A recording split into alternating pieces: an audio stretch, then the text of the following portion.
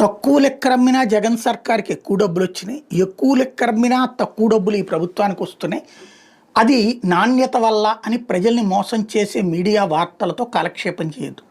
ప్రభుత్వం ఎక్సైజ్ ద్వారా డబ్బులు సంపాదించాలనుకుంది. గతంలో చంద్రబాబు ప్రభుత్వం దిగిపోయినాటి 17,000 కోట్లు ఉంటే జగన్ వచ్చాక 25,000 కోట్లకు పెరిగింది. ఇది ఫ్యాక్ట్. అంత డబ్బులు ఇప్పుడు బెల్ట్ షాపులు, పర్మిట్ రూములు, బార్లు విపరీతమైనటువంటిది వచ్చాక ఇంకా ఎంత పెరగాల ఆదాయం? తాగుడు 20% పెరిగింది. ఎంత ఆదాయం పెరగాల? అప్పుడు 40,000 కోట్లు రావాలి కదా. ఎందుకు రావట్లేదు?